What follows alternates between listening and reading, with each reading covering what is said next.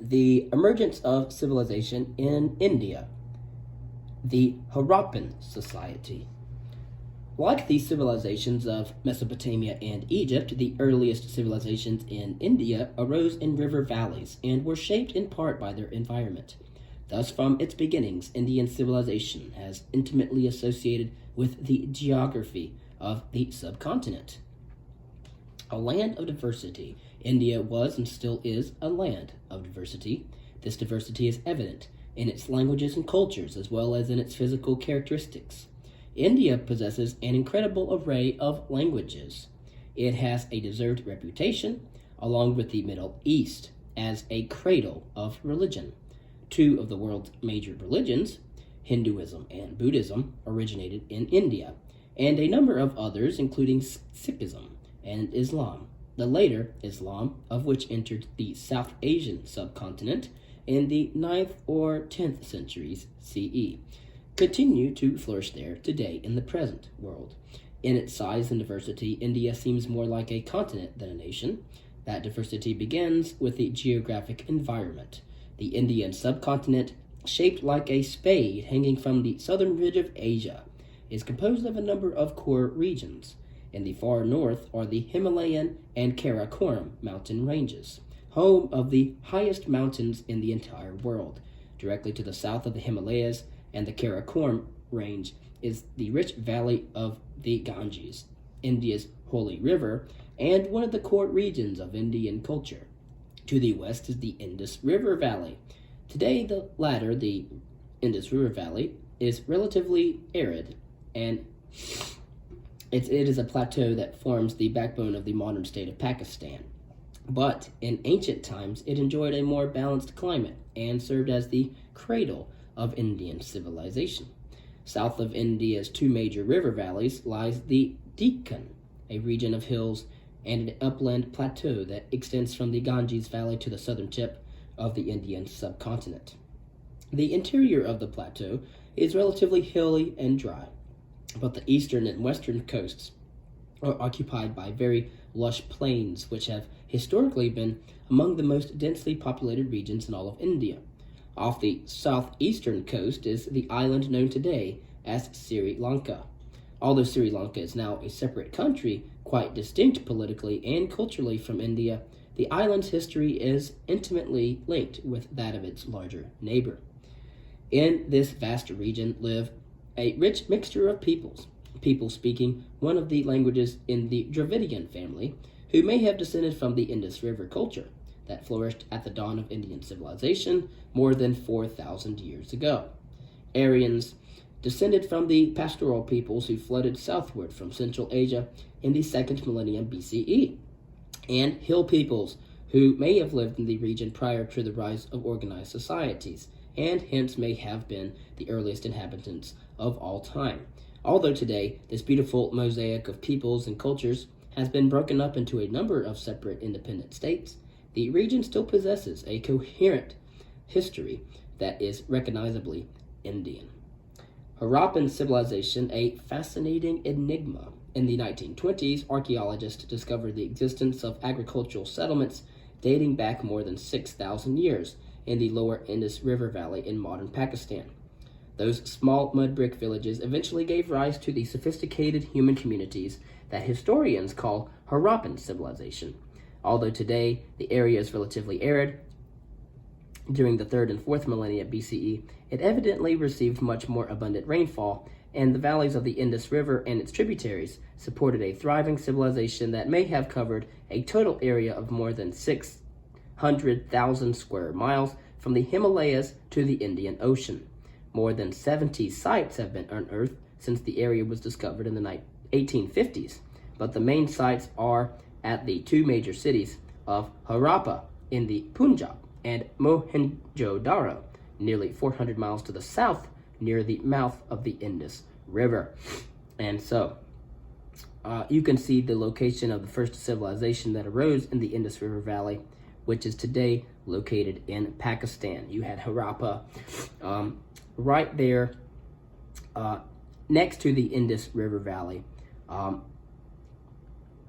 To the southwest of Pakistan, you have the Harappa culture, and of course then to the southwest of Pakistan,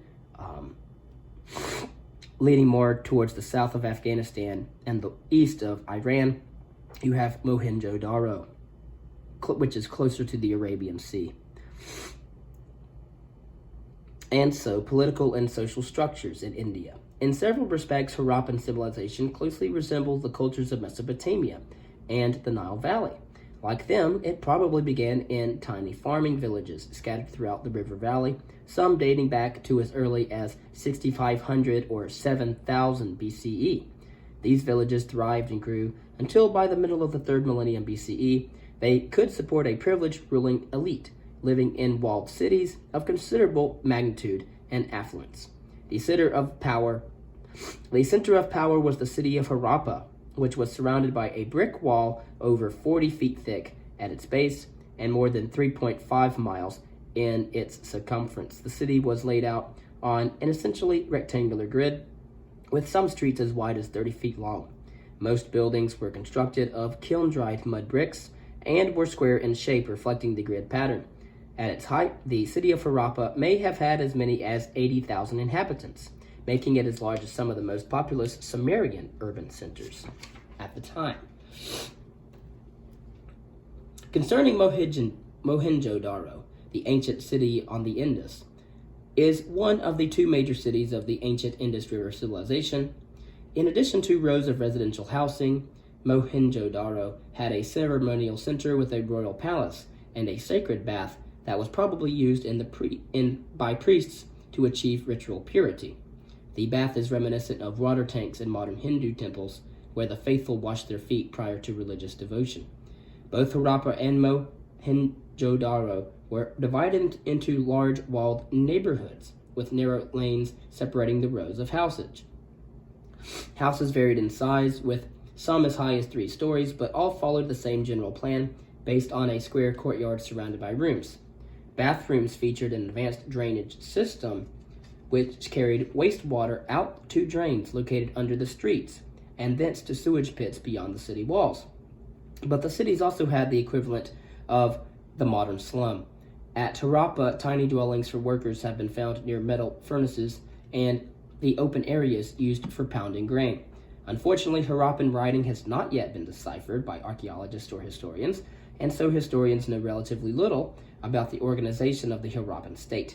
Recently, archaeological evidence suggests, however, that unlike its contemporaries in Egypt and Sumer, Harappa was not a centralized monarchy with a theocratic base, but a collection of more than 1,500 towns and cities, loosely connected by ties of trade and alliance, and ruled by a coalition of landlords and rich merchants. There were no royal precincts or imposing burial monuments, and there are few surviving stone or terracotta images that might represent kings, priests, or military commanders. It is possible, however, that religion had advanced beyond the stage of spirit worship to belief in a single god or goddess of fertility. Presumably, priests at court prayed to this deity to maintain the fertility of the soil and in order to guarantee the annual harvest.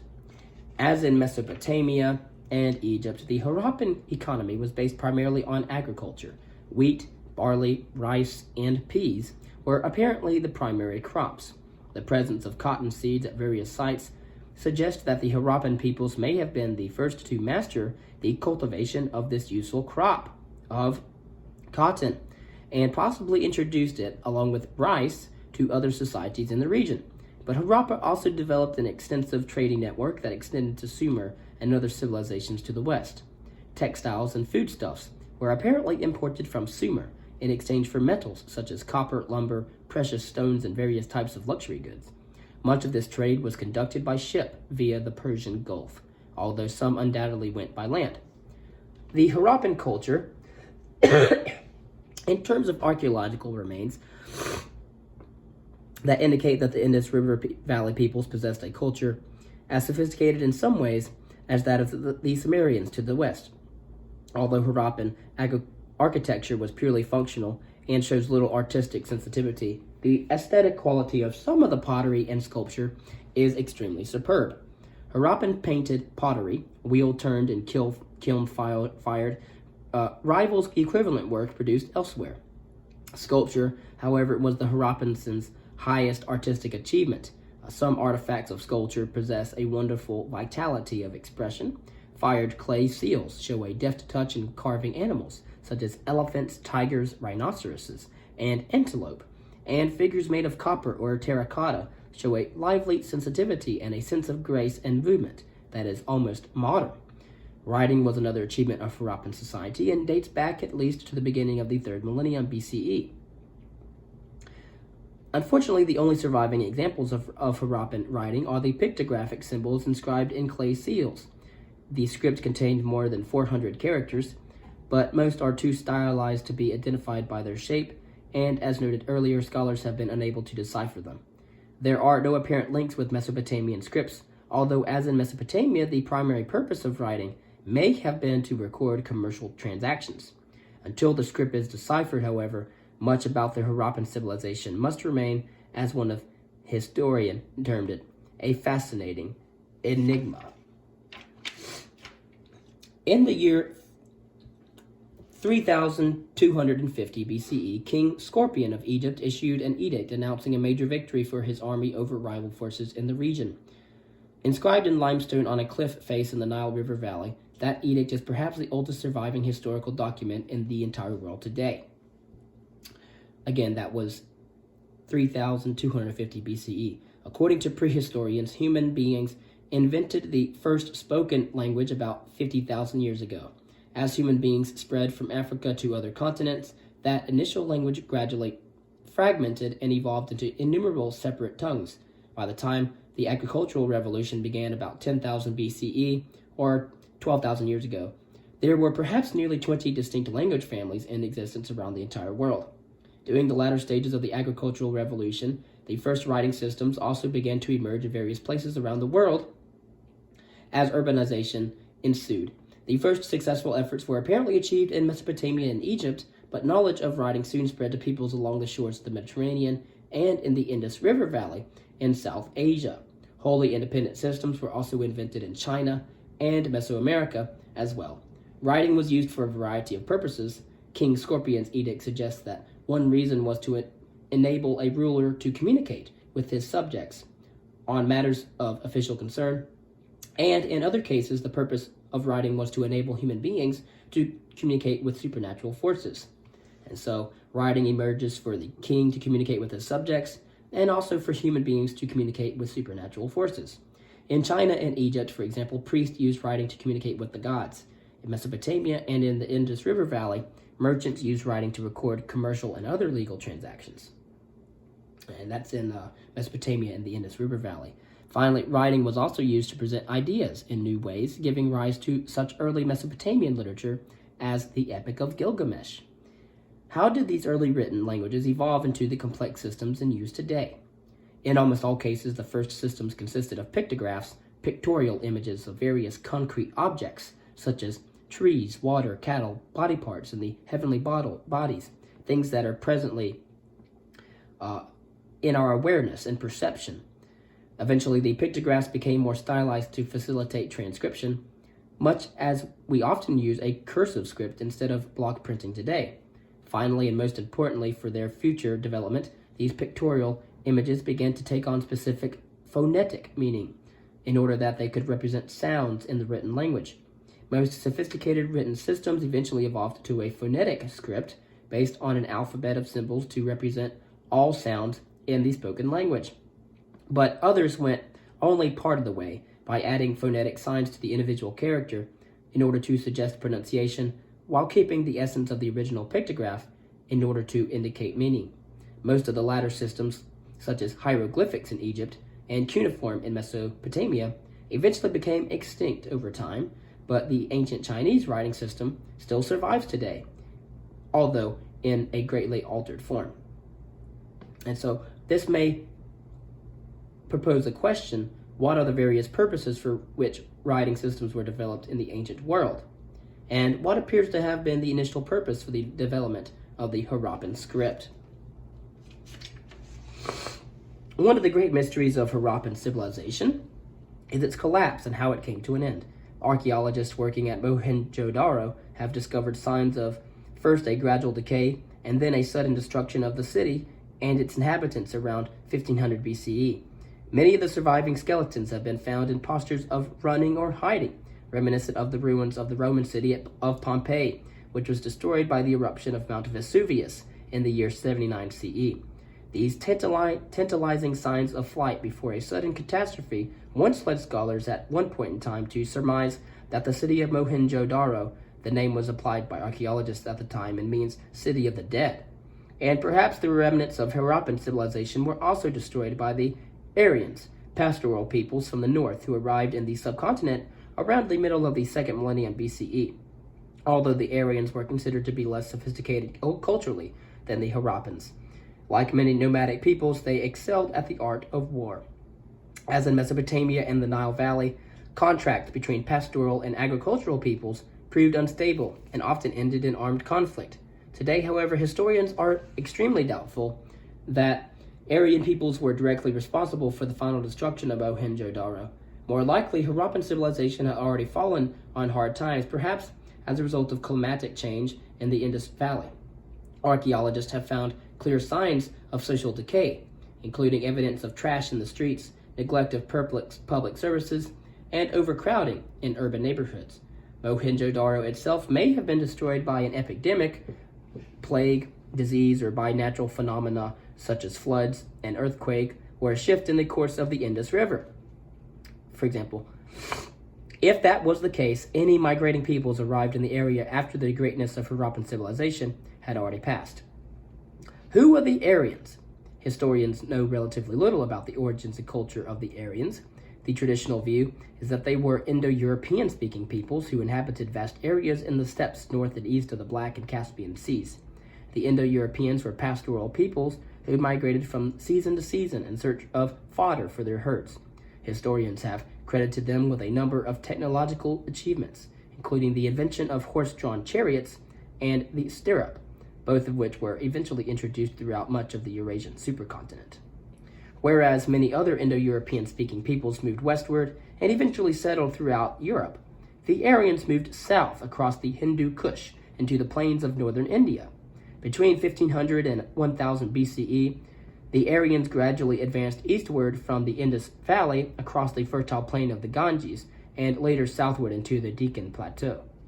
Eventually, they extended their political mastery over the entire subcontinent and its Dravidian-speaking inhabitants, although the indigenous culture survived to remain a prominent element in the evolution of traditional Indian civilization. In recent years, a new theory has been proposed by some Indian historians who contend that the Aryan peoples did not migrate into the Indian subcontinent from Central Asia, but were in fact the indigenous population that had originally created the Indus River civilization.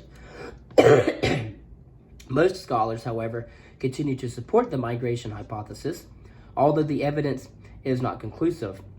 They point out, though, that the spoken language of the Aryan people, known as Sanskrit, is widely recognized as a branch of the Indo-European family of languages.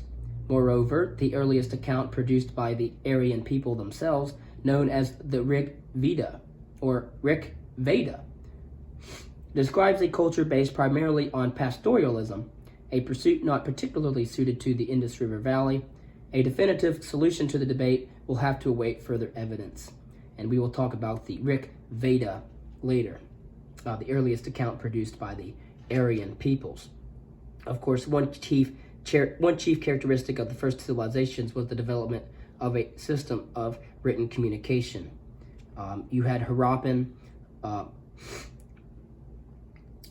writing, you had cuneiform as well in Babylonia, you had hieroglyphics in Egypt, and then you also had the Chinese writing system, which is still used today, but just in a altered form.